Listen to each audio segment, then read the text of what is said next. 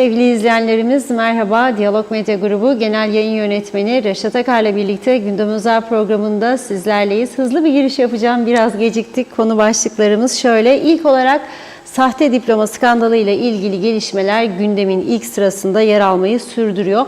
Halkın Partisi Genel Başkanı Kudret Özersay'ın dün Gündem Özel'de canlı telefon bağlantısıyla yaptığı açıklamalardan sonra kamuoyunda sahte diploması olan milletvekilinin kim olduğu sorgulandı. Herhangi resmi bir açıklama yapılmazken UBP İskele Milletvekili Emrah Yeşilırmak bugün bir haber kanalına açıklama yaptı ancak konuyu detaylandırmadı. Konuşacağız. İkinci konumuz Gazi Monsa'da benzeri görülmemiş bir adam kaçırma olayı gerçekleşti. 23 yaşındaki erkek şahsı kaçırıp kadın kıyafeti giydirenler videoya kaydederek para istediler. Detaylarını konuşacağız. Sonrasındaki konumuz Kuzey Kıbrıs'ta et ve bazı tüketim maddelerinde meydana gelen artışlar tüketicileri büyük ölçüde güneye yönlendirdi.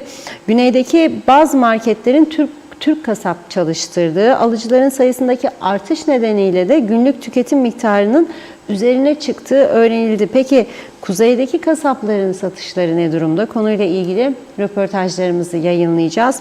Dördüncü konumuz Kuzey Kıbrıs'ın önde gelen ihraç ürünlerinden narenciyenin Türkiye'ye ihracatı tamamen durmuş vaziyette. Türkiye ayrıca yeşillenme hastalığı yüzünden Kuzey Kıbrıs'tan yaş sebze ve meyve alımını durdurdu. Konu bugün Türkiye'deki kanallarda ele alındı. Konuyla ilgili olarak Lefke Avrupa Üniversitesi öğretim görevlisi Turgut Alas'la canlı telefon bağlantısı kuracağız. Son olarak da Rum Milli Muhafız Ordusu Amerikan donanmasına ait özel birlikle gerçekleştirdiği tatbikatın ardından bu kez İsrail Hava Kuvvetleri ile tatbikat yapıyor. Dün başlayan tatbikatın bugün de sürdüğü belirtildi. Yine detaylarını ele alacağız. Evet, buyurun Reşat Bey.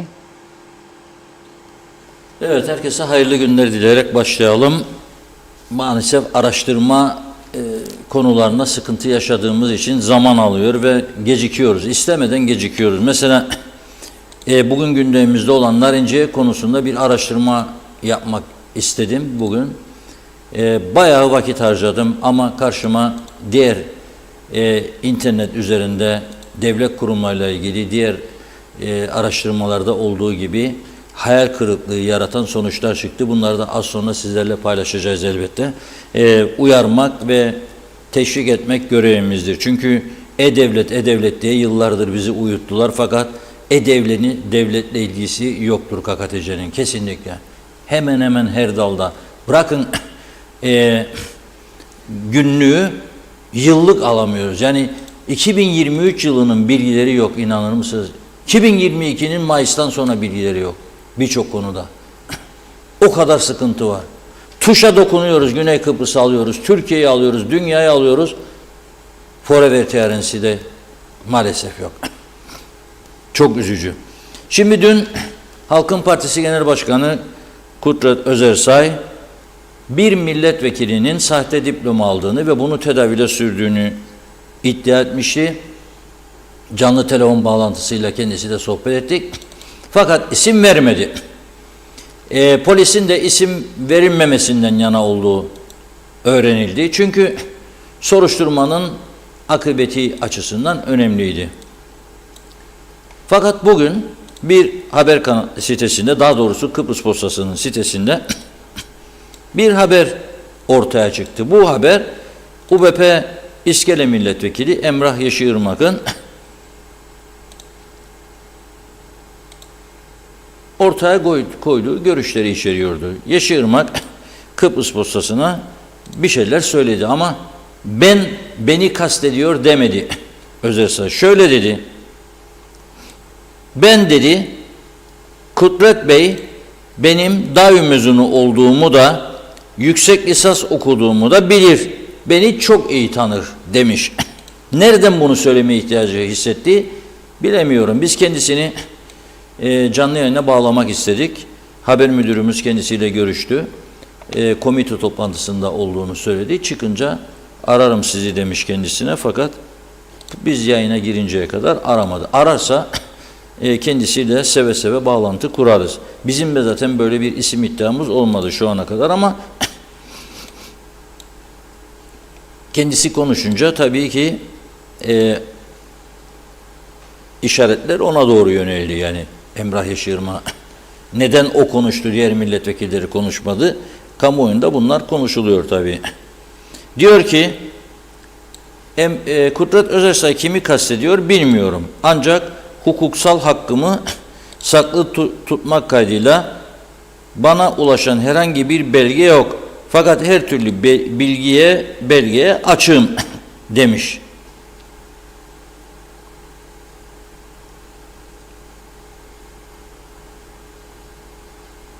Üniversitelerin mali boyutlarının dışında bu konuların ortaya çıkmasının önemli olduğunu belirterek ülkede bir gerçek var. Bu da üniversitelerin ülke için milli servet olduğudur. Bu unutulmamalı. Doğrudur.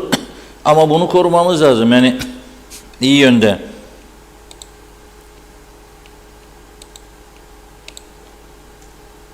Ben diyor 50 milletvekilinin de mecliste diplomalarının akademik olarak sahte ve usulsüz olduğu noktasından fikir değilim.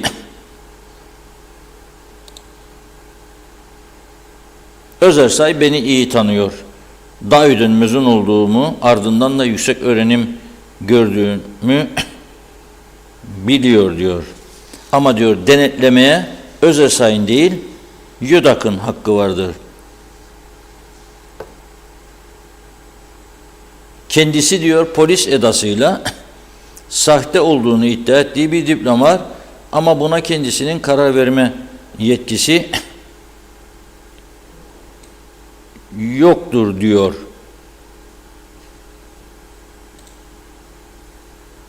Evet, Emrah Yeşilırmak'ın açıklaması bu. Tekrar ediyorum, ararsa bizi kendisiyle bağlantı kurarız. Bu açıklama yapmayı nereden ihtiyaç hissetti? Nedir? Gerçekten yüksek lisans yaptığımı nerede yaptı? Konuşuruz.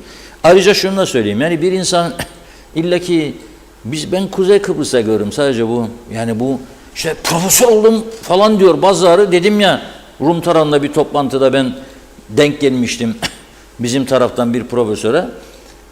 Böyle söylediği zaman ay profesör dediğinde ben o anda sandalyemin deprem olmuş gibi sallandığını hissettim. Yani o ses tonu beni ve o oturumu yöneten insanı etkilemişti. Bilmiyorum neden. Olabilirsin de yani bunu hemen kendini tanıtmaya başlayan ilk lafın bu olması yani ben çok önemli bir insanım anlamına gelir. Ve altını çizerek bir daha söylüyorum. Güney Kıbrıs'ta Amerika'dan, İngiltere'den, İskoçya'dan, İsrail'den mezun olup gelmiş Avrupa'nın en iyi doktorları var tanıdığım 3-4 tane. Hiçbiri profesör değil ha. Ne de doçent. Doktordur sadece. Bizde bu maalesef böyle bir büyükle bunu yükseltme, insanı yüceltme gibi kullanılır. Tabii ki önemlidir yani okumak, mezun olmak ama her şeyi buna bağlamak doğru değil. Yani ondan dolayı zannediyorum bu. Ben de alayım bir yüksek lisans, ben de alayım bir master, ben de doktor olayım, sabahlara kadar çalışayım falan filan. Ya bir programda görmüştüm, bir sabah sağlık konuları tartışırken bir katılımcı, bizim kanal yani, 2 saat falan uyuyorum gecede dedi. Aman zavallı dedim ben de, 2 saat olur mu ya? Bu kadar yoğun bir çalışma temposu. Yani bu ülke lazımdı. Dünyaya meydan okusun. Yok Güney Kıbrıs'a. Nasıl olur da yerlerde sürünüyoruz ya biz şimdi? Yerlerde sürünen bir duruma geldik ya. Biraz sonra Narenciye'ye de söyleyeceklerim çok çok önemli. Çok önemli. Uykunun dışında olduğumuz her dakika haberle ilgimiz vardı. Bu sabah NTV'de çok önemli bir tarım programında çok önemli açıklamalar oldu. Forever TRNC'nin adı geçerek yani Kuzey Kıbrıs'tan da bahsederek Kuzey Kıbrıs Türk Cumhuriyeti'ne, Narenciyesi'ne. Biraz sonra geleceğim. Bu arada bir açıklama da Lübnan'daki Amerikan Üniversitesi'nden gelmiş. Lübnan'daki bu Amerikan Üniversitesi'nin bir sözcüsü demiş ki YÖDAK Başkanı Turgay Avcı'nın diploması sahte değildir demiş. Turgay Avcı'nın üniversite kayıtlarında 1985'te mezun olduğu ve elektrik mühendisi lisansı aldığını açıklamış. Cyprus Mail gazetesinden Tom Clever'in haberi.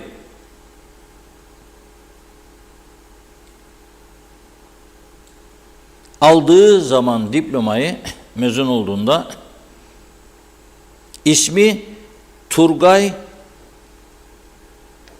Salih Zeki olarak geçmiş. Bu yazan arkadaş da kimse Salih'i silah diye yazıyor. Çok tehlikeli bir ifade ha. Silah başka, Salih başka. Silah diye bir isim olmaz zaten. Turgay Salih Zeki.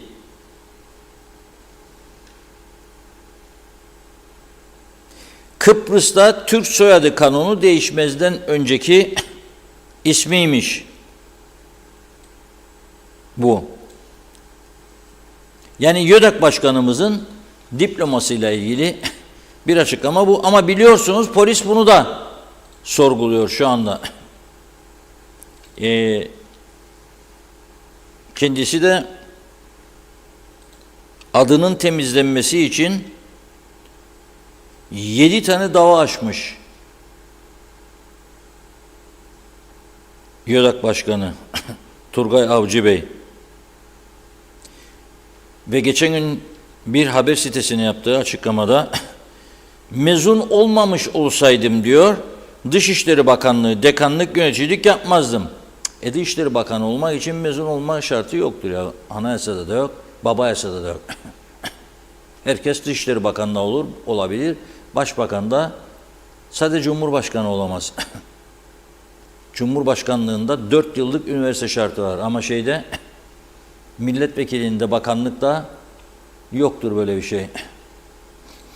İngiltere'de 2 dönem John Major başbakanlık yapmıştı. Ortaokul mezunuydu.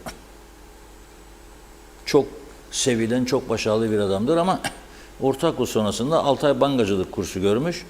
Yükselmiş bir önemli bankanın genel müdürlüğüne kadar geldikten sonra siyasete girmişti.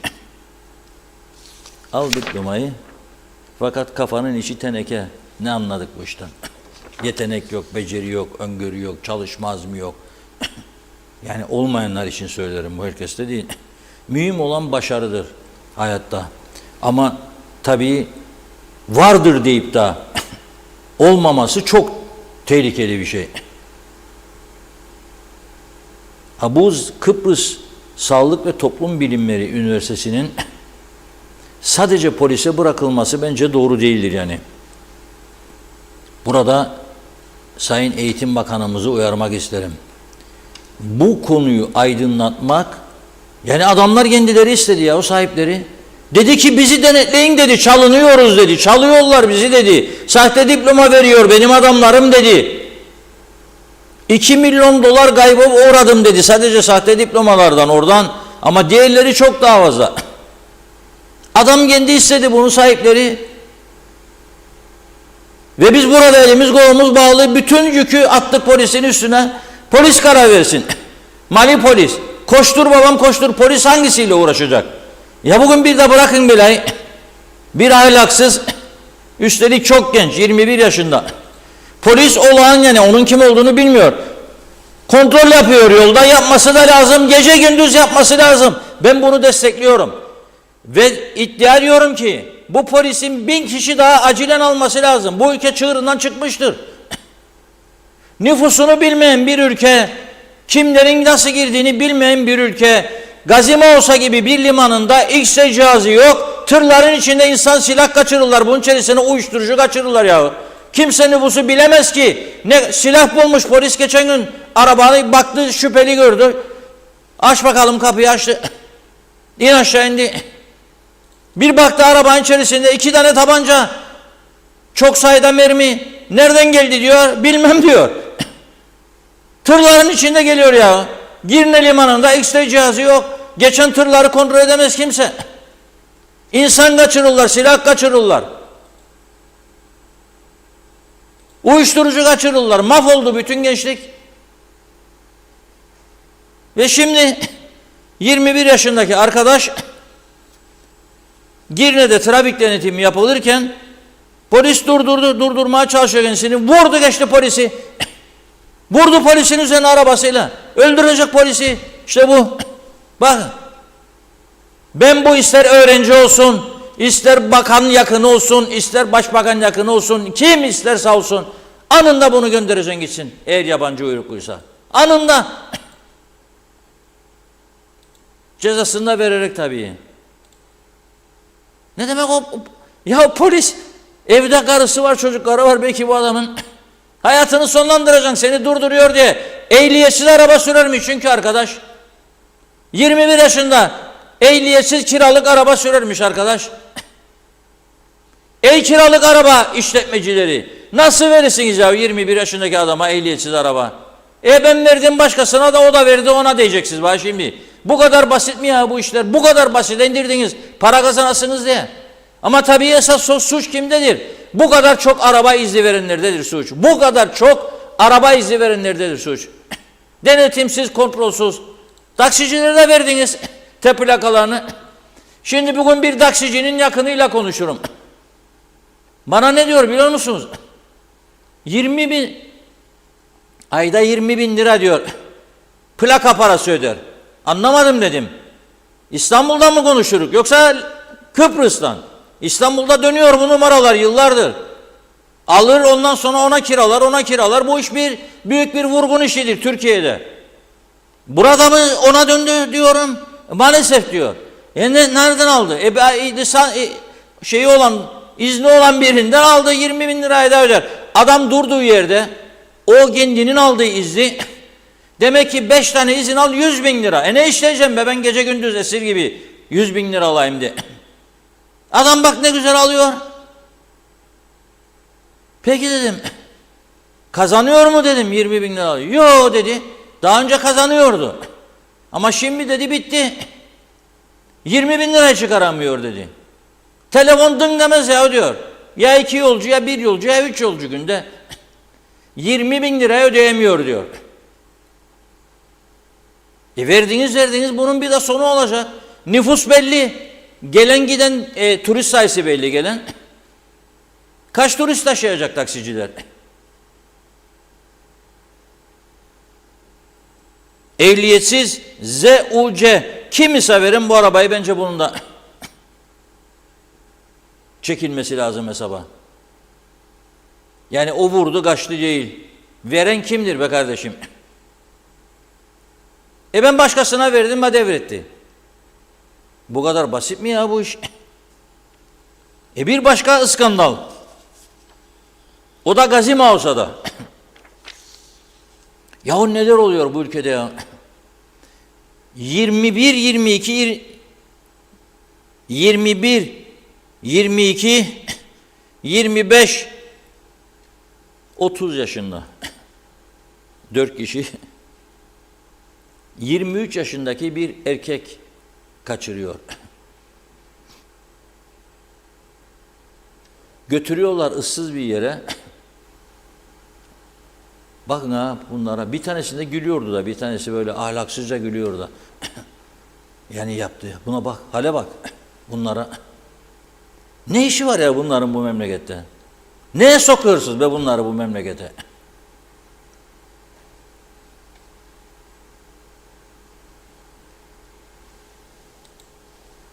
Kaçırıyorlar 23 yaşındaki erkek şahsı. Götürüyorlar Mausa'da ıssız bir yere. Orada dayak da atıyorlar. Ölümle tehdit ediyorlar. Ve soyuyorlar. Kadın kıyafeti giydiriyorlar kendisine. Kadın kılığına sokuyorlar. İyi dinleyin yani bu Kıbrıs'ta böyle bir şey duyduk mu ya bugüne kadar? Soyuyorlar kendisini. Bakın kurnazlığa bakın.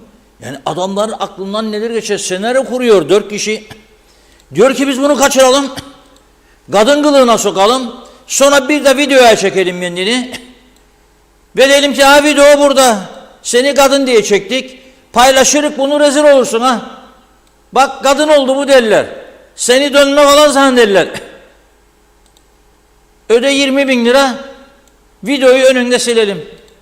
Hadi bakalım. Öde 20.000 lira. Videoyu silelim. Ma ne demek bu ya? O nasıl bir ülke oldu ya burası? Nasıl bir ülke oldu? Eğer zerre kadar ülke sevgisi olsa siyasilerde, ey yüce meclis, 6 milyonluk araba alacağınıza ekstradan Türkiye'den para isteyip o 6 milyon liraya X-ray cihazını alın, mouse'a girne. Da hiç olmasa bu saatten sonra girmesinler tır dorselerinin içerisinde ülkeye kaçak insanlar da böyle işler atsınlar başına memleketin. Çünkü bu ne demektir bilir misiniz? Ne demektir? Polisi meşgul etmektir. Polisi zorlamak demektir. 2, bütün burada yaşayan insanlara korku vermek, psikolojilerini bozmaktır. Korku vermek psikolojisini bozmaktır. Kaçıracaksın sen 4 kişi bir olup da 20.000 lira için döveceksin da, bağlayacaksın da, ondan sonra soyacaksın, kadın kıyafeti giydireceksin. Bak ama kurnazlığa bak sen.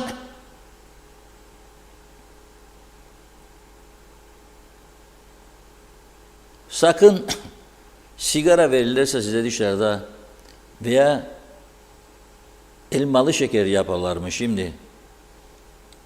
Al deri de çok güzel. Annem yaptı, kardeşim yok. Yak bir sigara. Yok. Çünkü büyük bir çoğunluğunun içinde madde var artık. Bu kadar yüzlerce kilo uyuşturucu nereye gider ya? Sorarım ben. Nereye? Nereye gider? Kullanıcısı var ki geliyor buraya. Kullanıcıların sayısı gittikçe artıyor. Birkaç devada alıştırdılar mı o alışan şahıs kendi talep etmeye başlıyor bu deva. Ölümlü bir dünya. O öyle mi oldu? Ölümlü dünya. Yani daha erken öleyim demek isten. Arkada kalanlar, senin için üzülecek olanlar var mutlaka. Çocukların var veya anan var veya baban var veya kardeşin var. 1000 tane polis acilen bu yüce mecliste madem bu istatistik kurumunun araştırma sonuçlarına verdiği rakamlara güvenmiyor ki, iktidarı da güvenmiyor, muhalefeti de. Peki iktidarı güvenmiyorsa neden tedbir almıyor, değiştirsin, düzeltsin? Bu ayrı bir soru işareti.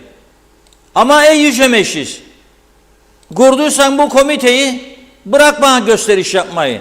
15 gün içinde sonuçlandır, göreyim sonucunu. Aksi halde başlatamaz bu istatistik kurumu nüfus sayımını. Kabul etmem ben bir vatandaş olarak. Nasıl sen bana diyorsun ki güvenilmez, araştıracağım kendisini. Güvenmiyorum. Güvensen zaten böyle bir komite kurmaya ihtiyacın yoktur. Güvenmediğin için böyle bir komite kuruyorsun demektir. İktidar ve muhalefet tümü oy birliğiyle. O zaman hakkın yok, sonuçlandır da ben de bileyim nüfus sayımını. Ayrıca bir yasa geçirmeniz lazım. Eğer varsa o cesaretiniz, eğer nüfus sayımı bir daha yapılacak, varsın bir daha kapatacaksa beni kapatsın eve. Ama geçen de yaptıklarında benim evin önünden geçtiler, eve gelmediler. En son sayımda evin önünden geçtiler, gelmediler. Peşlerine düştüm, atladık dediler bana. Değil. Bilinçli geçesiniz, bir an önce gidesiniz, bitsin.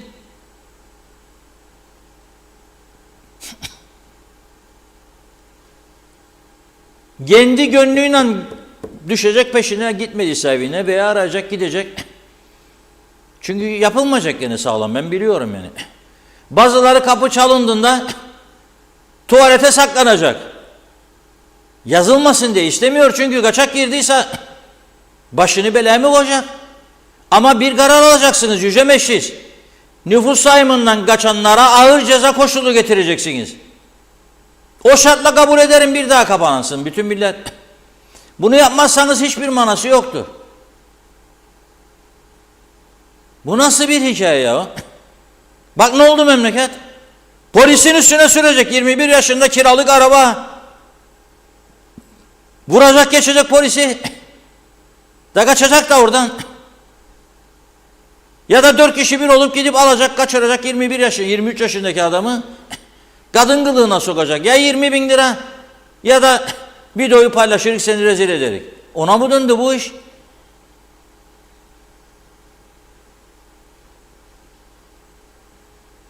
O yüzden hiç şakası yok artık bu konuların. Hiç şakası yok ama hepsini polisin üstüne yüklemek yanlıştır. Eğer varsa ortada bir iddia, eğer polisin soruşturma açmaya gerekli gördüğü bir durum varsa buna Eğitim Bakanlığı, YÖDAK neyse, YÖDAK'a dermiş ki personelim yok. Kapatın o zaman. Hayır yoksa kapatın. Belli ki sizi tabela kurumu olarak kurdular oraya. Bakın ben artık söyleyeceğim bunu yani. Bir 10 gündür bekliyorum. 10 gündür bekliyorum. Rahatsız olan olsun. 10 gün önce haber müdürümüzden rica ettim. 2023 yılında kaç tane araba kaydı yapıldı araç kayıt dairesine? Yani sıfır şart değil. Yeni kayıt. Kaç tane toplam? Soru 1. Soru 2. Bunların kaç tanesi Porsche'tur? Kaç tanesi Ferrari'dir? Kaç tanesi Mercedes'tir? Kaç tanesi BMW'dir? Bu kadar. Ve kaç tanesi Jeep'tir? Cevap internette vardır. Giriyor internete. Geçen senenin Haziran'ından itibaren hiçbir şey yok. Ben 23'ü isterim. 24'ün Şubat ayı bitiyor kardeşim. Sen kayıt yaptığın arabaların sayısını bilmiyor musun ya? Bilmiyorlarmış. Bir kişiymiş bu işi yapan. Odaymış. Bak ama sen forever. Budur ha. Ben tekrar ediyorum. 2023 yılının kaç tane kaydı yapıldı? Araç kayıt dairesi var. Bu işi E-Devlet. O E-Devlet var ya çok iyi gözümün önündedir. O dönemin Ulaştırma Bakanı gitmişti bu daireye. Böyle bilgisayarlara bakıyor. Ajansın muhabiri de çek beni diyor, bilgisayara bakarım. Yaz kardeşim diyor, bilgisayar koyduk size. Bilgisayara bağladık diyor E-Devlet. Fotoğraf çektiler de paylaştılar halka. Var mı bir yeryüzünde bir dünya ülkesi devleti veya kabile yönetimi bilgisayarın önünde fotoğraf çekse bağladık E-Devlet. Hani nerededir E-Devlet? Nerededir? Nerededir? Ve dikkat edin. Geçen senenin Haziran ayından beri işte 10 gündür bekliyor. Her gün de soruyor. İşte arkadaş çalışıyor. İşte böyle, işte şöyle. Dans etmeyin bizim anne ya. Dans etmeyin. Aslında bu film bitmiştir galiba. Uzatmalara oynuyorum. Bilemiyoruz. Normalde internete girdiğinde öğrenebilmen lazım bu bilgileri artık. Türkiye bu konuda çağ atladı. Güney Kıbrıs, bütün dünya devletleri. Nasıl eşit egemenlik isteyeceğim ya ben bundan? Ha? Nasıl? Alamadık bilgileri. Onun için hiçbir şey yapamıyoruz. Gazetecilik yapmak da çok zorlaştı. Araştırma istersen gerçekleri veresin. Halka aldatmasyon yapmayasın. Yoksa ben de atarım. Geçen sene derim 25 bin araba girdi. Yalan. Kendi kendimi aldatacağım. Sonra gece nasıl uyuyacağım? Olmaz.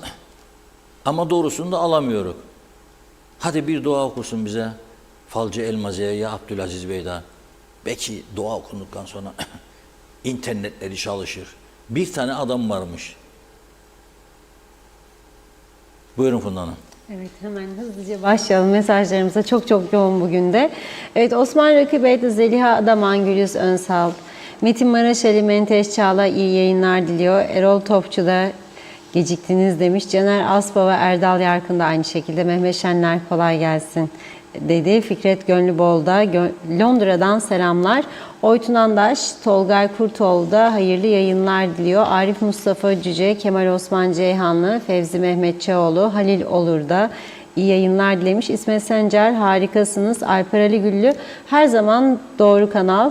Kolay gelsin. Mehmet İnancı da hayırlı yayınlar olsun. Kaoslar ülkesi cennet adamıza sağlıklı günler. Emir Ali Hamit, Türkiye kendi narenciyesini satamıyor ve tüketemiyor. Birçok bölgede üreticiler narenciye ağaçlarını söküyor ve odun yapıyor. Ne yapsın Türkiye? Çaresi olsa kendi için kullanırdı. Ali Dereseven, herkes aklını başına toplasın, kıymetini bilelim. Devleti olmayan insanların yaşama şansı yoktur. Her ne kadar da icraatlarını beğenmeyip eleştiriyorsak da devletimize sahip çıkmamız gerek.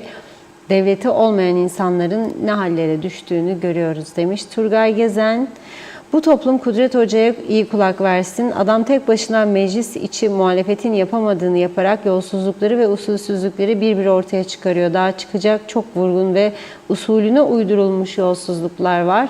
Hocanın dediği gibi gün ola harman ola. Soner Sabriler, benim merak ettiğim bir konu var. Ne zaman Meclis TV'yi açsam ya da bir şey görsem diyor. Konforlu koltuklarda 10 ya da 12 milletvekili ya da bakan görüyorum. Kuzey Kıbrıs'ta bu kadar mı demiş. Bu kadar da sorun var diyor.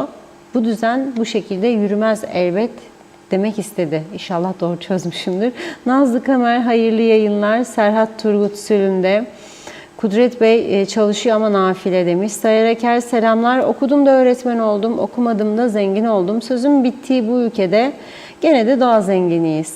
Olive Paradise, bizde parayla profesörlük unvanı bir günde alınır, moda oldu, bilgi sıfır. Taner Çizer, Aydınköy'den selamlar. Abi demiş seni dünya tanır. Bugün köyde gördüklerim diyor. Herhalde yine bir şeyler olacak.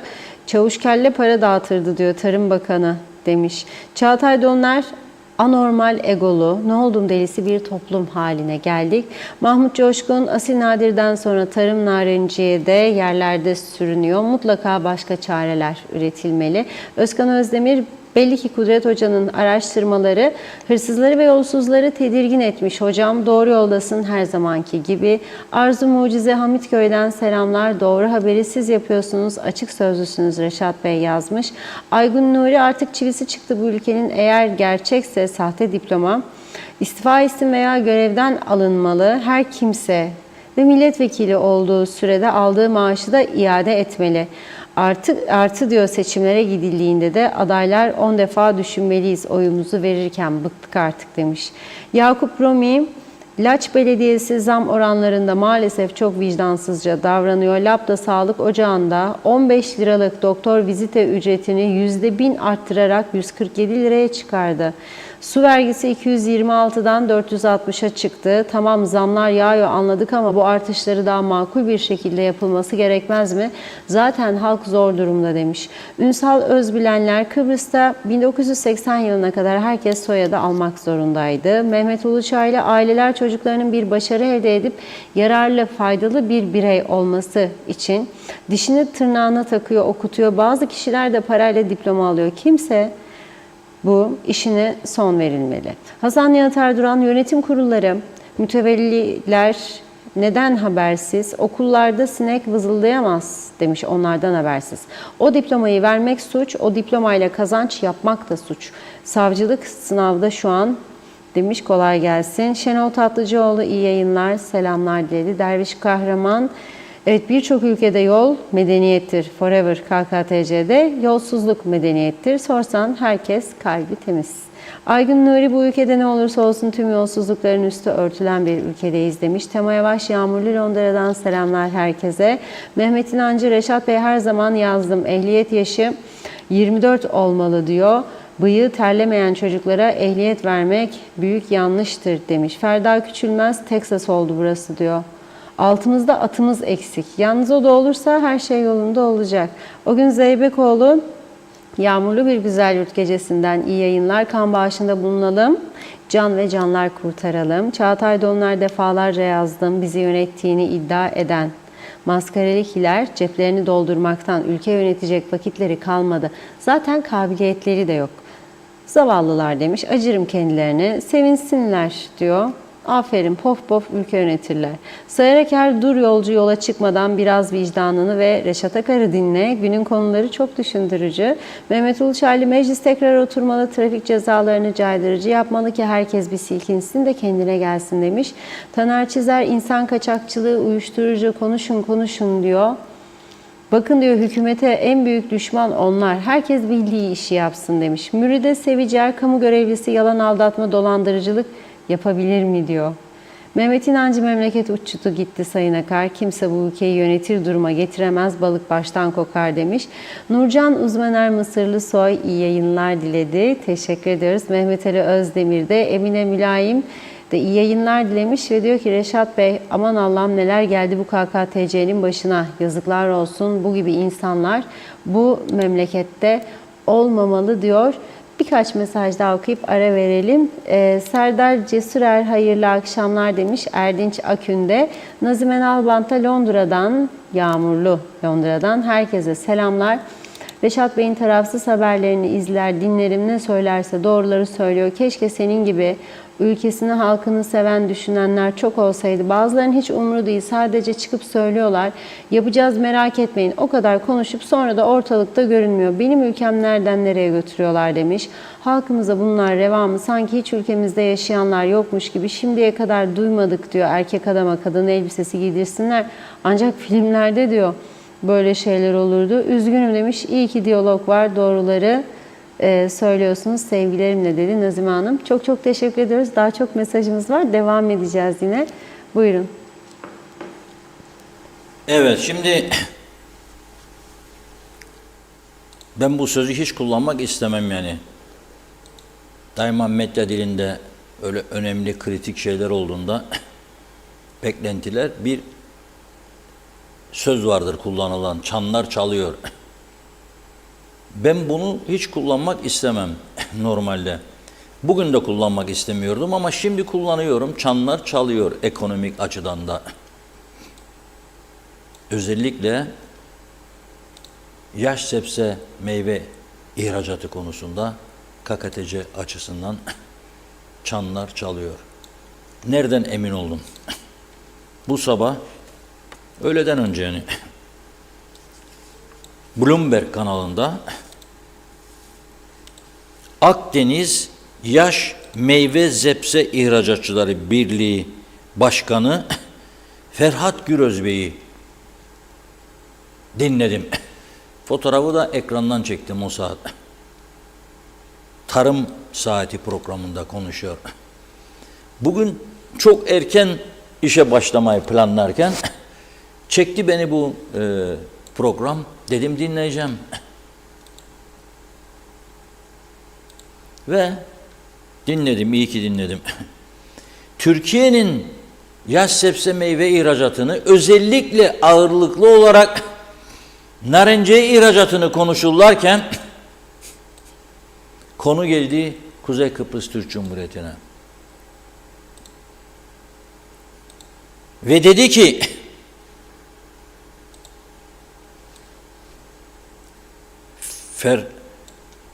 Ferhat Gürözbey Kuzey Kıbrıs Türk Cumhuriyeti'ndeki narenciyede hastalık var kardeşim. Yeşilleme hastalığı. Ve örnek verdi. Dedi ki Florida bir zamanlar narenciye de çok önemli bir yerdi. Ve çok yüksek miktarlarda ihracat yapıyordu. Yeşilleme hastalığı olunca bitti narenciye. Ağaçlar da kestiler dedi. Şimdi biz de narenciyeyi her sene 74'ten bu yana konuşur olduk. Sadece 2-3 yıl Asil döneminde İngiltere gemileri dolar gelirdi diye durmuştu. Daha sonra hep konuştuk. Yok satılamıyor, yok alıcı bulunamıyor, Yok bilmem işte grev var, eylem var. Yok işte üretici parasını alamadı, 6 ay geçti, 7 ay geçti. Devamlı bunlar hep gündemde oldu hayatımızda. Hiç Rum tarafında bir günden bir güne duymadım narenciye üreticileri parasını alamadı ya da ürün dalında kaldı. Böyle bir şey yok. Dün buradan okudum 40 milyon euronun üzerinde 2021 yılında 40 milyon euronun üzerinde ihracatı var Güney Kıbrıs'ın. Ve narenciye ihracatında ilk 5-6 ülkeyi de okudum dün. Birinci sırada işte İspanya %25, tüm dünyada narenciye ihracatının %25'ini İspanya yapıyor. Türkiye'de 4. sırada. Bugün Akdeniz Yaş Sebze Meyve İhracatçıları Birliği Başkanı'ndan öğrendiğimiz kadarıyla ben dün 900 kusur milyon ihracat diye verdim Türkiye'yi. İnanmayacaksınız ama onda Rum istatistiklerinden aldım. Yani Google'da tarama yaparken Rum istatistikleri çıktı önüme ve Türkiye'yi veriyor. 4. büyük ülke diye. Narenciye ihracatında. Bizim tarafta bulamadım. Bizim tarafta inanır mısınız? Kuzey Kıbrıs'tan narenciye ihracatıyla ilgili internette onu da bulamadım. Allah aşkına ya bir bakın. 2021 yılı Ocak-Mayıs diyor. 2022 yılı da Ocak-Mayıs diyor sadece. Başka bir şey yok. 2021 Ocak-Mayıs, 2022 Ocak-Mayıs.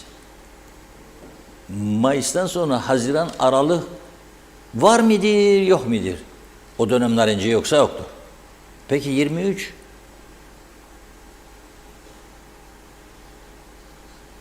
Hiçbir şey yok. 23 Ocak'a Mayıs'ı bir bulalım bari. 2021 yılı Ocak-Mayıs 28 milyon dolar. Rumların 40 milyonsa 45 ya 43 milyon euro. 2022 yılı Ocak-Mayıs ise 22 milyon dolara düştü 28'den bizim narenciye ihracatımız. Bu yıl herhalde tam perişanlık. Şimdi Bloomberg'deki program yapımcısı diyor ki aman diyor Kuzey Kıbrıs'tan yaş sebze meyveyi tamamen durdurmak lazım. Çünkü diyor bu yeşilleme hastalığı bir şekilde yaş sebze ve meyvelerden geçer. Türkiye'ye gelirse yandık diyor. 1 kusur milyar dolarlık ihracat var. Şimdi bu yeşilleme nedir, ne değildir? Arkadaşlarımız arıyor. Bu konuyla ilgili 2-3 gün önce bir paylaşım yapmıştı. Lefke Avrupa Üniversitesi öğretim görevlisi Turgut Alas Bey, Halkın Partisi Genel Sekreteri aynı zamanda, o açıklamasını gördüm Turgut Bey'in. Dedim ki onunla kısa bir bağlantı yapalım. Nedir bu yeşilleme? Nasıl oluyor da oluyor? Ve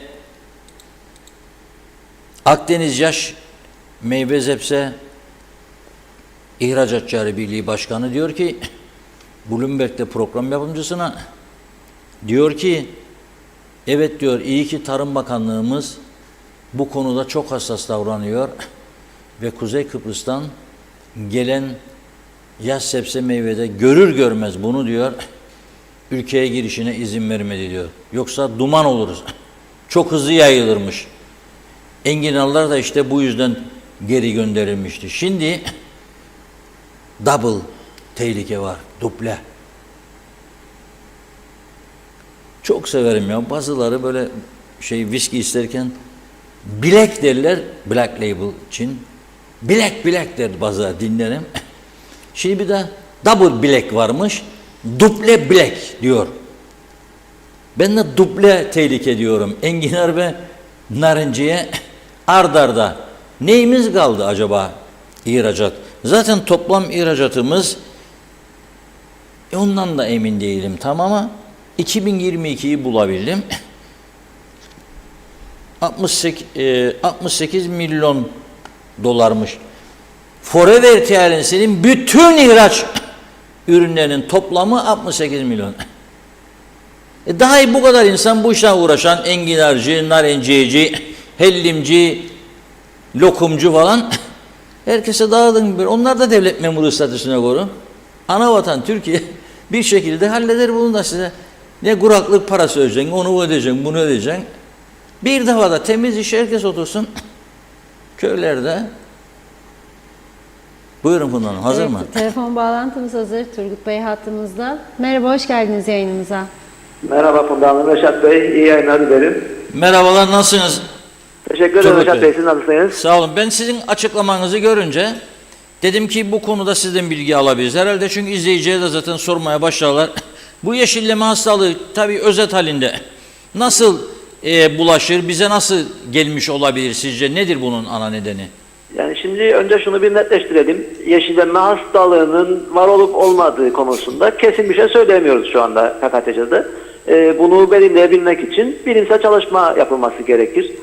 Bahçelerden örneklerin toplanıp PCR analizleriyle varlığı ve yokluğu tespit edilmesi lazım, varsa veya yoksa diye. Yoksa şu anda görüyorum ben de bir karmaşa var. İşte hastalık var, engel konuyor veya işte hastalık yok ama buna rağmen ihracatta engel yaşıyoruz gibi. Bunu bu şekilde söylemek çok gerçekçi değil, biraz popülist bulurum ben bunu, açıklamamda söylemiştim zaten. Yani yapılması gereken hemen reaksiyon alınması gerekirdi ki bir an önce örneklerin toplanıp analizlerin yapılması ve var olup olmadığını tespit etmek. Şimdi burada bir ana sıkıntı güneyde bu hastalığın bulaşmasını ve yayılmasını sağlayan böceğin bulunmuş olması. Bu böcek bulunduktan sonra doğal olarak biz Türkiye ile ticaret yaptığımız için Türkiye karantina koşullarını çalıştırdı. Bu bütün dünya için de geçerlidir aslında. Bizim de karantina koşullarımızı diğer ülkelerle alışveriş yaparken aynı şekilde oluşturmamız gerekir. Yani eksik taraf bizdeki. Çünkü hastalık tehlikeli bir hastalık. 1940'lı yıllarda Çin'de zarar yaptıktan sonra şu anda yaklaşık 50 farklı ülkede hastalığın varlığını biliyoruz. En son bize en yakın coğrafya 2015'te Mısır'da bulunmuştu. 2018 itibariyle Mısır bunu temizledi ülkesinden. Yani o şekilde raporlar var. Şimdi böcek eğer hastalığı taşıyorsa ve siz bu böceği ihracat yaparken Türkiye'ye gönderirseniz ciddi şekilde ağaçların ölümüne sebep olma riski var. Çünkü hastalık diğer hastalıklardan farklı olarak bakteriyel bir hastalık olmasına rağmen kimyasal bir mücadelesi yok. Yani virüs gibi çalışıyor ve bulaştığında ağaçların sökülüp yakılması gerekir.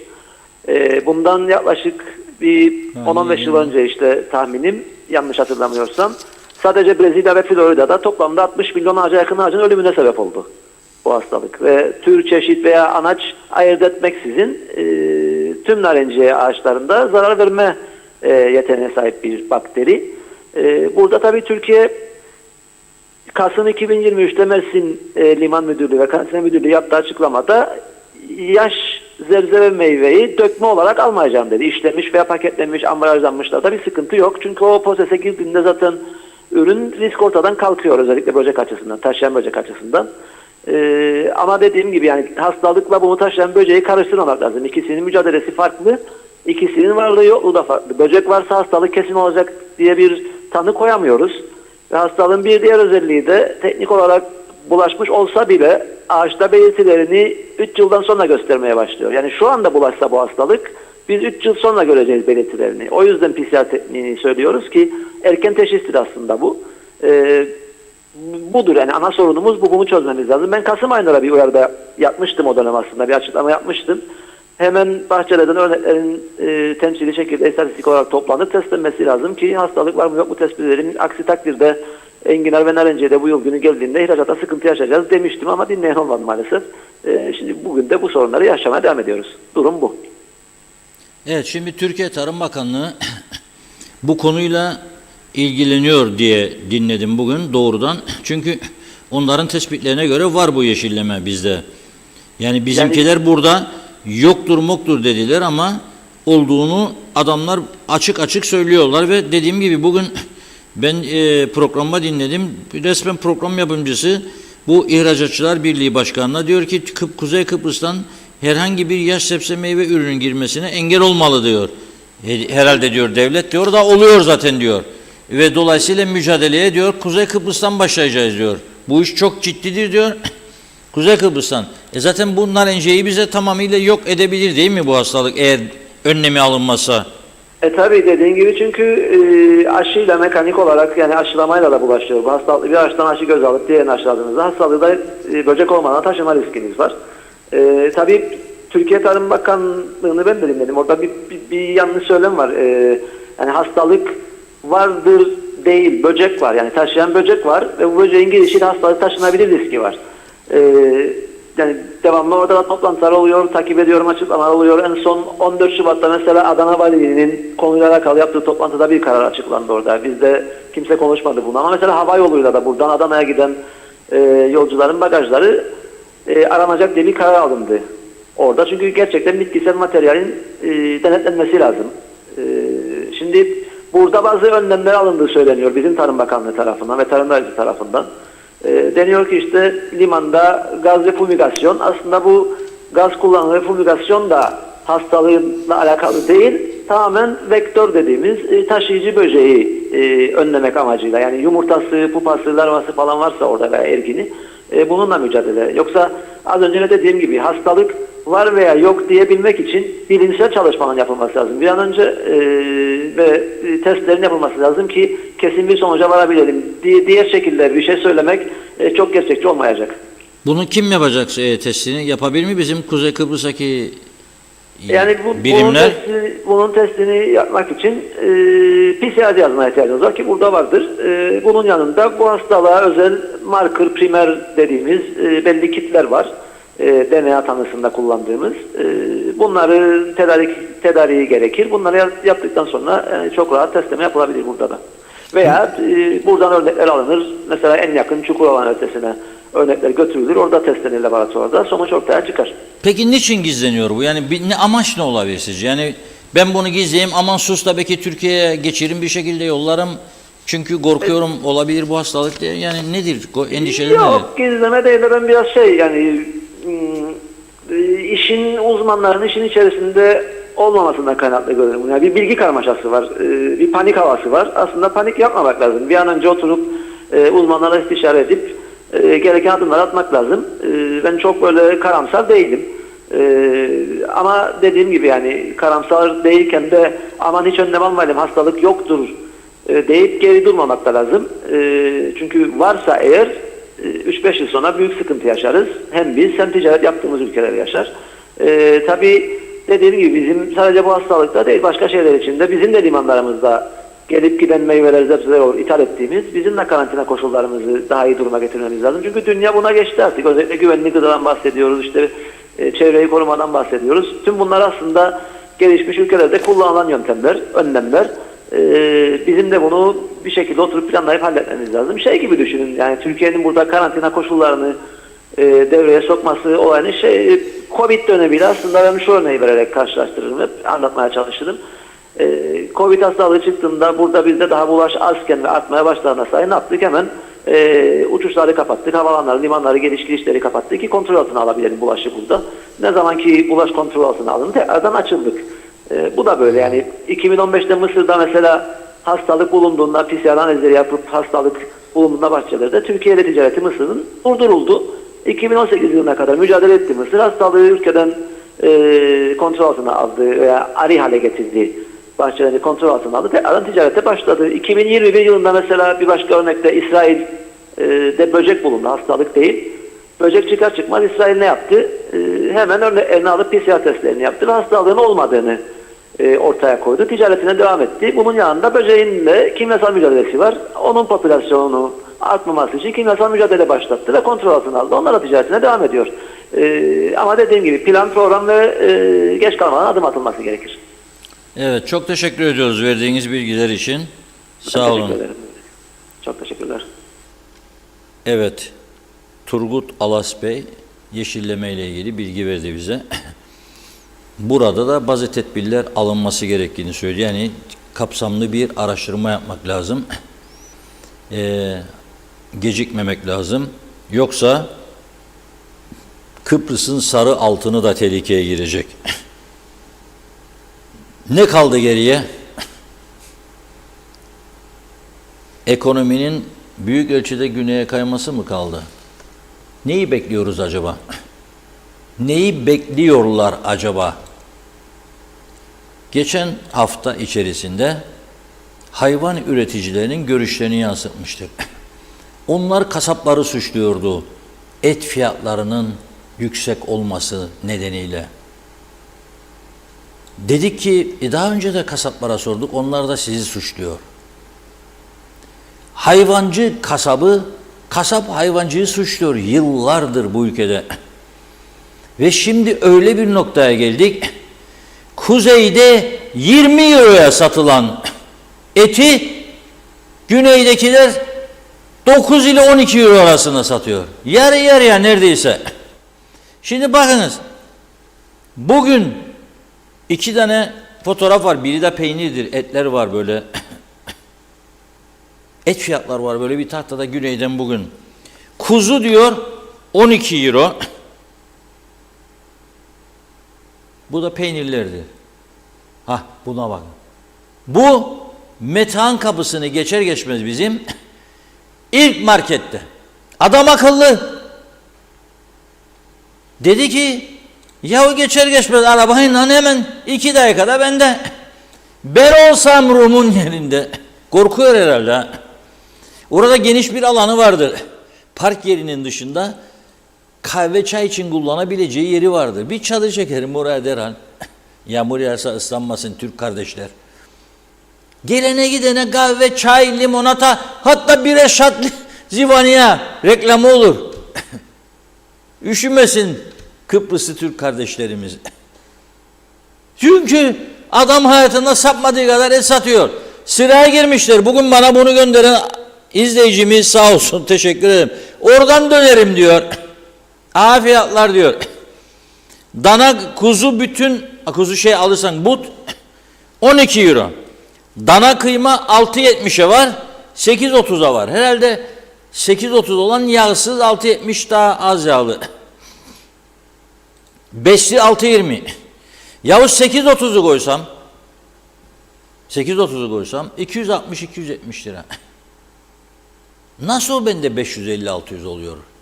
530-550. Peynir fiyatlarını yolladı. Neden? Onu niye yolladın dedim. O da daha ucuz bizden dedi. Şimdi etle başladık. Ondan sonra nereye gittiler? Geçen haftada marula gittiler. Naneye, maydanoza, Gollandur'a. Yavaş yavaş ekmeğe gidiyor mesela. Bir de peynire giderse forvertiyarensi bu tarafta ekonomikman ne yapacağını düşünsün. Bir tedbir olmaması gerçekten düşündürücü. Neyse. Arkadaşlar dedik, hayvancıları koyduk geçen hafta. Bu hafta kasapları koydum. Neden bu et fiyatları bizde yüksek ve şu an itibariyle satışlar ne durumda? Düşer mi yoksa aynı seviyede mi devam ediyor? Serdar Şengül'ün röportajını izleyelim. Yani haksız bir rekabet oldu çünkü güneyde etin kilosu aşağı yukarı 400 liraya gelir, bizde 600-650 lira gelir. Kuzu etinin. Dana da aynı şekilde. Dana da güneyde gene düşük fiyattadır. Bilmiyorum yani ne kadar olduğunu ama kuzeyde gerçekten yani yüksek 700-600 arası dana eti öyle gidiyor. Evet. Azmi Bey, hayvancılar yüksek et fiyatları için kasapları suçluyor. Bu konu hakkında ne söylersiniz? Aslında hayvancı kasabı suçlamaz. Ne kadar verdiklerini kendileri biliyor zaten. Marketler gerçekten yani çok yüksek fiyata satıyorlar. Çok yüksek fiyata yani gerçekten ve ara yerde biz kasaplar kısılıyoruz. Yani bizim alışımız belli, kaçtan geldiği belli, kaçtan satıldığı belli. Yani burada ara yerde ezilen kasaplar oldu. Gerçekten kasaplar oldu ve yani kar amacımız da çok düştü ve yine et satamıyoruz.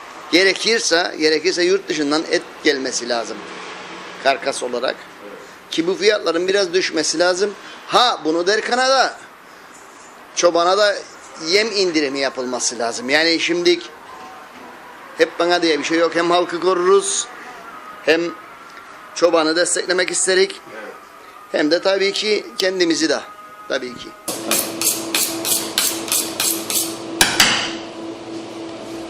$800 aşağı et yok. Yani benim sattığım demek ki et değildir herhalde. Onlar da altındır. Bilemem yani. Nereye göre sınıflandırırlar? Serbest piyasa. Herkes her istediğini yapmak durumundadır sonuç itibariyle. Ama şimdi hayvancılardan dönen hem kasapları hem marketleri suçlar. Herkes, her işletmenin bir gideri vardır. O sonuç olarak bellidir. Ama yani burada önemli olan son zamanlarda Sayın Tarım Hayvan Bakanımızın açıklamalarını dinledik.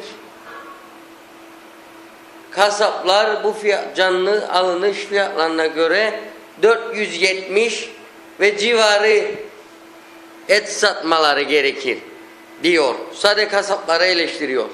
Sen bakan olarak Naimoğlu çıkıp ne açıklama yapman çobana, hayvan üreticisine?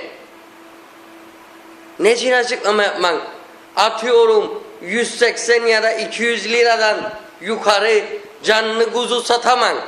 Nark olayı, kısıtlama olayı bu işe.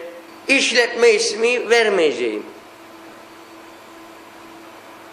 Belli başlı devleti arkasına alan işletmeler var. Günden güne de büyür.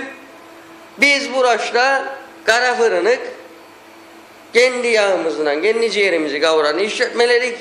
Bizim gibi işletmeler de var. Biz bu adamların üstüne geçemiyoruz. Neden? Benim babam, ben babadan devraldım bu işi. Benim babam bu sektörde 30-35 senedir çalışır. Neden söz sahibi değil? Ben onu merak ederim. Yalancılık, hırsızlık yapmaz diye. Evet. Sonuç budur. Başka bir şey yok. Bir de şöyle söyleyeyim. Yani kesin ve net olarak canlı fiyatlar şimdi şu an ben 230'a tarttım. Canlı kuzunun alınışını 230 TL kilosunu tarttım. 250 istiyorlarmış. 260. Gene gidip alacağız. Ama almak çözüm değildir. Sizler. Düşük. Düşük. Oldukça düşük değil mi? Evet, bayağı. Evet. Bunun nedeni size göre nedir şu an? Rum tarafına kayma mı?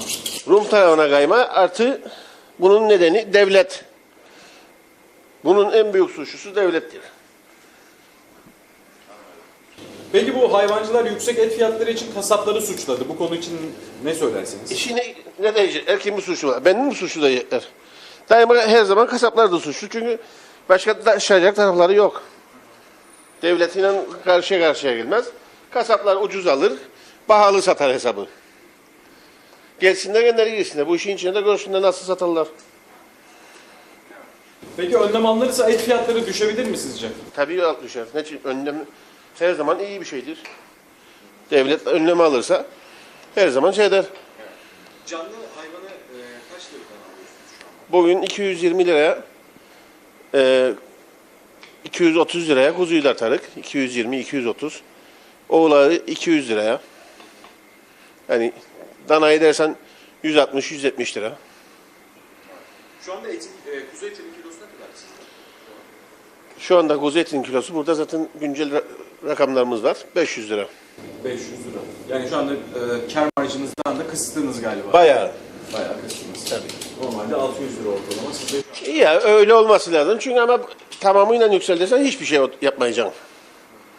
Yani bugün mesela masraflarımızı karşılayabilmek için, ayakta durabilmek için mecburi kendi kar payımızdan bayağı bir kıstınız.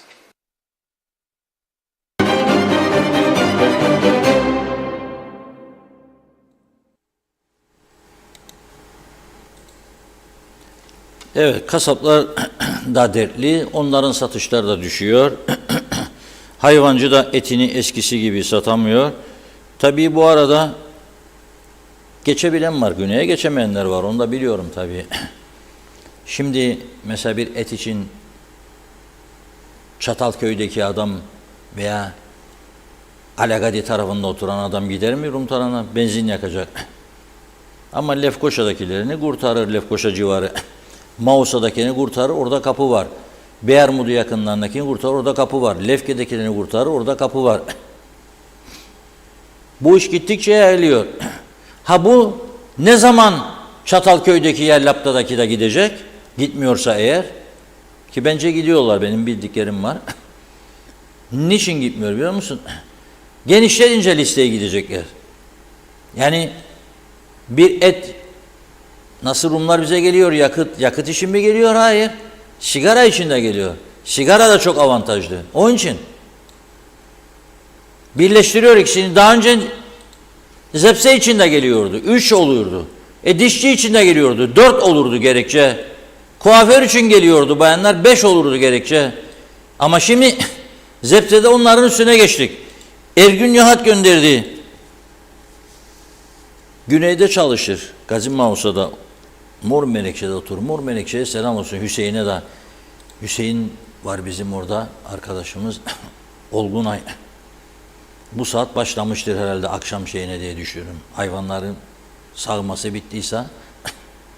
Salatalığın kilosu diyor bugün 0.23. 23 sent. Yaklaşık 8 Türk iş. Bizde kaç alır acaba salatalık bugün? Domates diyor 1.49 euro. 1,5 olsa 34'ten koysam euroyu 17 lira ilave et 51 lira. Bizde kaça? Bilmiyorum. Domates belki aşağı yukarı aynıdır belki. Ama salatalıkla çok fark olduğunu düşünüyorum.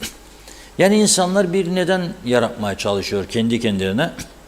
O çerçevede hareket edeceklerdir diye düşünüyorum. Ha doğrusu nedir bunun? Doğrusu kendimizin fiyat dengelemesi yapmak. Yani çok kar istemeden, öyle bir hırsa girmeden müşterilerin güneye kayabileceğini düşünerek fiyatları normal tutmak. Az üreteyim de çok kazanayım olmasın yani. Yok ki öyle yapıyorlar ama yapmayı düşünenler için söylüyorum. Buyurun Funda Hanım. Evet, hızlıca mesajlarımıza başlayalım kaldığımız yerden. Evet, İsmail Bodurhan'da kalmıştık. Tek çare geçici askeri idare demiş. Hüseyin Koltan, hoş vakitler, sağlıklı yayınlar diliyor. İyi ki varsınız. Mehmet Bata da hayırlı akşamlar diledi. Günay Şerli, ülkemiz çok vahim durumda. Siyasette bizi yıllardır yönetenlerde geldiğimiz durumu siz anlatıyorsunuz. Yozlaştık, sevgi saygı kalmadı. Gençliğimde Lefkoşa'ya gezerdim ama şimdi yok diyor. İnsanlık da bitmiş diyor. Geyik gibi her şeyi seziyorum ve evden dışarı çıkmıyorum. Çünkü kiminle karşılaştığını bilmiyorsun dedi. Endişem var. Çetin Saldun iyi yayınlar dilemiş. Salih Mullalı eskiden cennet adamız diye övünerek adımızı bütün müşterilerime anlatırdım diyor. Artık maalesef bunu söyleyemiyorum. Mehmet George karşılığı iyi yayınlar diledi. Mehmet İnancı Hüseyin Güray Kofalan'ın mesajını yazıyor. Yolların bozuk olsun, son derece rahatsızlık oluşundan son derece rahatsızlık duymaktayım. Gece yollar ışıksız, arabamız çukurlara düşmekten, tekerlekleri yıpranıyor, değiştirme ihtiyacı doğmakta. Çok para harcıyoruz lastiklere, lütfen belediyeler göreve dedi. Ne izleyicimizin mesajı ekranda gözükmedi. Buradan okumaya çalışayım. Kuzey Kıbrıs Birleşik Afrika Pakistan Cumhuriyeti başkentinden yazıyor. Necdet Mavi Gözlü. Evet, her gün yeni olaylar duymaya devam ediyoruz. Şaşırdık mı? Hayır, hiç şaşırmadık. 21 yaşında ehliyeti olmayan araba sürücüsü kendini kontrol için durdurmak isteyen polisin üzerine arabasını sürerek polisin yaralanmasına sebep olmuş, tutuklanmış. Diğer taraftan yine 23 yaşlarında bir erkek şahsı kaçırıp darp ettikten sonra kadın elbisesi giydirerek videoya kaydetmişler. Bunlar yeni duyduklarımız. Yarın Allah bilir daha nasıl olaylarla karşılaşacağız. Bize bu günleri yaşatanlar eserleriyle övünsünler, yazıklar olsun demiş. Gül gibi memleketimizi ne hale getirdiler. Demir Coşkun ultra zenginlerden servet vergisi alınmalı, asgari ücret en düşük kamu maaşına eşitlenmeli, özel sektör sendikalanmalı, sendikasız çalışmak yasaklanmalıdır, adaya giriş çıkışlarda kontrol altına alınmalı, ne kadar hırsız arsız varsa seçmece alırlar adaya galiba. Kubilay Merttun'a her gün konuşulan bu sorunların sorumluları kim? Toplumumuz sorunlarla dolu, TV programları dinlemeye bir nevi bağışıklık kazandı. Bu sorunları yaratanlara bu ekranlarda soru sorun ve halka cevap versinler yoksa suçlu halkmış gibi diyor. Döneşaş iyi yayınlar diledi. Ali Cevat helal olsun hocama. Gerçekleri söyler demiş. Mehmet İnancı, Reşat Bey neler oluyor bizim ülkemizde inanamıyoruz bu duyduklarımıza. Tugi Falyacı, Reşat abinin dediği gibi uzatmaları oynuyorlar dedi. Mehmet Uluçaylı, bugün eczaneden ilaç aldım. İlaç 360 lira. Doktora yazdıysam vizite 1200 lira. 360 lira verip ilacı aldım. Yetkili bakan nerede? Hasan Sağlar, baştakiler yalan üstüne yalan yapıyorsa halk da onlara göre gidiyor. Yazıklar olsun, güzelim Kıbrıs'ı ne hale getirdiler. Çok yazık demiş. Aysel Çelikkol, dilinize sağlık, iyi ki varsınız. Celal Erdaş, belediyelerin halkçı olduğunu sanırdım. Bugün zor günlerde halkın sırtından geçinirler. Su faturasında hizmet vermeden alınan paralar geçim sıkıntısından bunalmış halkı soymaktır diyor. Celal Harun, Akdeniz Köyü'nden Mustafa Aşık'ın mesajı. Evet, akşamınız sevgi dolu, mutlu, huzurlu, sağlıklı, bereketli, hatasız, kazasız, belasız, sevgiyle güzel bir salı akşamı geçirmenizi diliyorum. Sevgili dostlarıma çarşamba olacaktı. Kardeşlerime sonsuz selamlar, hayırlı akşamlar. Hatice Mumin, Ali Keleş iyi yayınlar diledi. Celal Harun, bu kez Şifa Harun'un mesajı. O da gecemiz sevgiyle uğurlu, umutlu, şanslı başlasın. Muhteşem bir gece olsun. Herkesin işi gücü yerinde olsun. Evlerimizde bolluk, bereket eksik olmasın.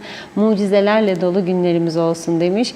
Osman Mene, yağmur da başladı hayırlısıyla diyor. Hasan Nihat Erduran, Rum direkt kargo yapar, yollar tesisleşti. AB uyum yardımlarıyla bizde kargo yok, ulaşım sakat. Rum'da zaten bizi çok sever diye ne diyor? Bir şeyi şikayet etmişti demiş.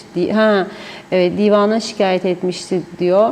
Evet, Asil Nadir'in önünü kesme operasyonuydu bu diyor. 7 düvel işler, gariban KKTC direnir demiş. Mehmet Uluçaylı, öyle bir hale geldik ki gece yatıp sabah gözümüzü açtık mı şükrediyoruz ki bugün de gözümüzü açtık diye bu ülkede rastgele yaşıyoruz demiş. Mehmet İnancı, yeşilleme hastalığı insanlara bulaşır mı diye sordu. Rahmi Beyoğlu iyi yayınlar diledi. Musalil, sahtekarlıkta bir numara demiş. Kuzey Kıbrıs için sahtekarlık ihraç ediniz. Kozan Yorgancı, bu kadar sahtekar hırsızlık. UBP'den tek bir açıklama yok. Pes vallahi yazdı. Çağatay Donlar, keşke 22 Aralık 1963 olmasaydı. Bunları yaşıyor olmazdık demiş. Hüseyin Davulcular, iyi ki varsınız ama ne kadar çağrı yaparsanız yapın. Vekiller veya bakanlar gelen neye bir şeye bakarlar. Millet kimin umurunda? Maaşa. Evet. Millet kimin umurunda acaba demiş. Hükümet var mı? Arif Mustafa Cüce, memleket nereye gidiyor? Girne'de polisin üzerine araç süren şahıs, Gazi Mosa'da insan kaçırma olayı. Her geçen gün bir yenisi ekleniyor. Evet, Hasan Yater Duran, Turgut Bey güzel teknik izah yaptı. Tebrikler demiş. Turgay Gezen, narenciye sektöründe bu yıl sıkıntı büyük. Bu bir gerçek. Lakin hali vakti yerinde olan, karı koca devletten üst düzey emekli olan bazı narenciye üreticilerinin battık bittik mahvolduk feryatları tamamen duygu sömürüsüdür demiş. Bu kesimler ne batar ne de biter. Bunlar torpilli kişiler. Bunların ürünü bir şekilde kesilecek. Bir kısım ürünün yok pahasına satılması veya dalında kalması geçimin sadece bu sektörden olan başka herhangi bir geliri olmayan üreticileri etkileyecektir. Bu üreticiler büyük olasılıkla yeni sezonda bahçelerine bakım dahi yapamayacaklardır. Dolayısıyla hükümet bilhassa bu kesimleri tespit ederek yardım elini onlara uzatmalıdır demiş. Rusan Sevener, ağzına yüreğinin sağlık Reşat Bey diyor. Nikos Bülent Antonio da iyi yayınlar diledi. Aysel Çelikkol, Ahmet Halil de. Evet, bir iki mesaj daha okuyalım. Salih Muğlalı, her geçen gün daha da Kıbrıs Türkleri ambargoların yaşamın daha da zorlaştığı, boğazımızın daha da sıkıldığı cennet bir yavru vatan ve de forever oldu diyor. Hilat Siva'da demiş ki, narenciye bu ülkenin simgesidir ve sarı altın olarak bilinir. Kimsenin gücü yetmeyecek bu sektörü bitirmeye dedi. Devam edeceğiz yine. Buyurun Reşat Bey. İnşallah.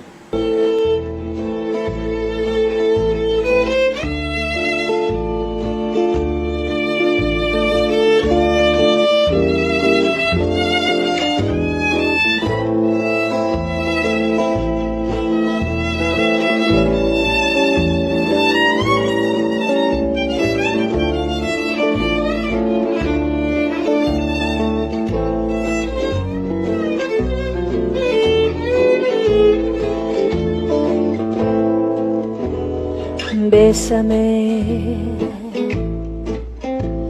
bésame mucho. Embrasse-moi, mon amour, que je puisse oublier. Bésame, bésame mucho. Tous les regrets d'un amour fait de tant de baisers. Oui, je sais bien qu'un beau jour on revient, mais j'hésite, ce jour est si loin. N'y croyons pas, disons-nous, toi et moi, qu'on se voit pour la dernière fois. Bésame,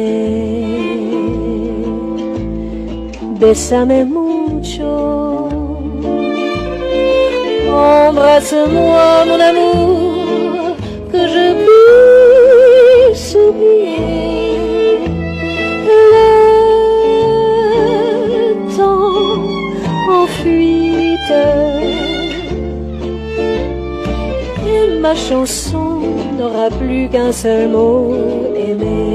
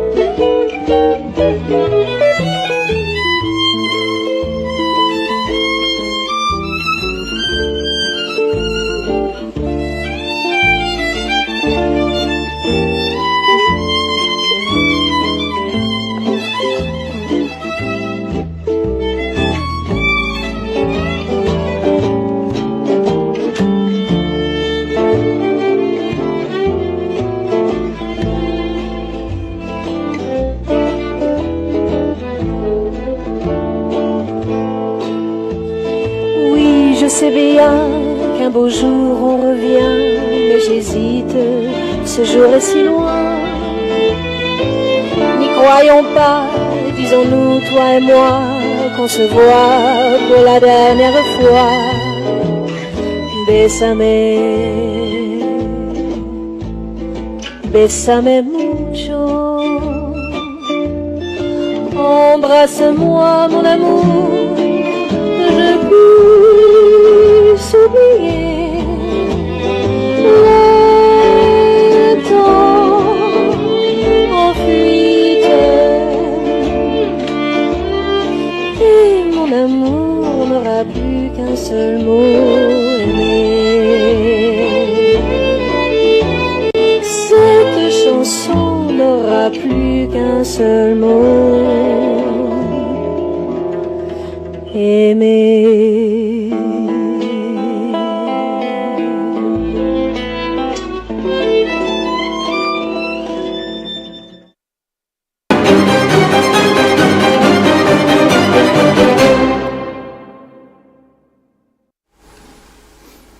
Evet, Bessame Mucho.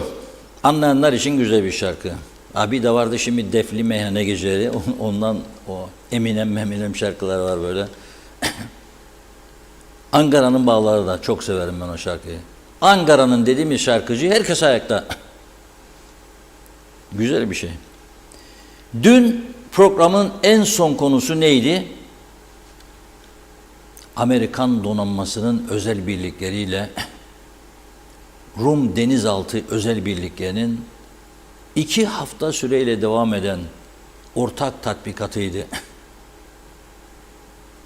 Bittikten sonra Rum basınında yer aldı bu haber. Biz de öyle öğrenmiş olduk. Şimdi dün ve bugün de Rum Milli Muhafız Ordusu'nun İsrail Hava Kuvvetleri ile birlikte ortak tatbikatı gerçekleşiyormuş. Dün başladı, bugün devam ediyor. Güney Kıbrıs'ın yani Rum Milli Muhafız Ordusu'nun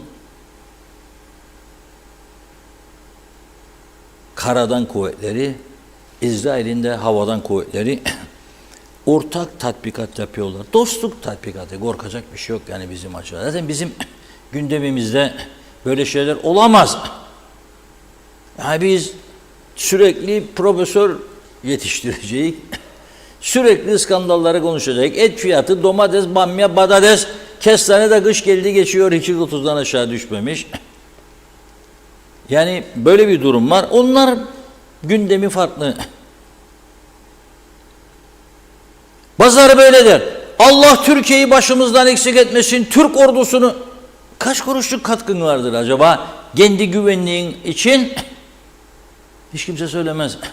Şimdi ben desem ki geri getirin %1 güvenlik kuvvetleri güçlendirme kurumuna katkı fonu, aman Allah'ım aman Allah'ım bağlılığın nedeni bu olur diyecekler. Ama bir taraftan aman Allah Allah Allah, Allah Türkiye ordu başımızda falan filan. Ne yapıyorsun sen? Elini cebine sokan var mı? Yok. Neyse. İsrail uçakları bugün ise 13 ile 16 saatleri arasında Limassol'a bağlı Zigi terazi bölgesinde uçuş gösterisi yapacakmış ve yıllık uçak savar tatbikatı da Rum ordusu tarafından gerçekleştirilecekmiş ve yeni hava savunma sistemleri denenecekmiş. 200 milyon euro savunmaya, bilinen hepsini açıklamadıklarını söyler, komitede şey yaparmış. Gizliliği bozarmış diye hepsini söylemiyorlar. Tabii amaç dedi, bizim amacımız kalıcı bir çözüm ama güvenlik garantisiyle. Onlar ne düşünüyor bilmiyorum. İstediklerini söylüyorlar, göstermeleri lazım. Evet, bugünlük bu kadarla programımızı noktalıyoruz. Yarın inşallah maşallah et fiyatları yerine hastaneler konusu varmış. Belki onu alırız. Girerken hastaneye acile para istiyorlarmış şimdi. Belki röportaj yapar arkadaşlar girerken çıkarken farklı bir konuyu da gündeme getiririz. Bugünlük bu kadar. Sizden teşekkür ediyoruz. Var Benim mı? de bu kadar. Şarkı falan, türkü. Yok. Mesajlar çok yarım kaldı. Bugün çok İzleyicilerim bekliyor. yoğundu. Yani bana da atanlar. Evet, mesajları okuyamadı bugün Funda Hanım. Yetmedi Gününde süremiz. değildi tahmin ederim. Yorgunluk var, Reşat Bey, uykusuzluk var. Fakat şunu söyleyeyim. Bizi halen az miktarda da olsa izleyemeyen vatandaşlarımız var. Biliyorum bu yeni sisteme geçmemizden dolayı şunu yapıyoruz ama. Bizi arayın lütfen.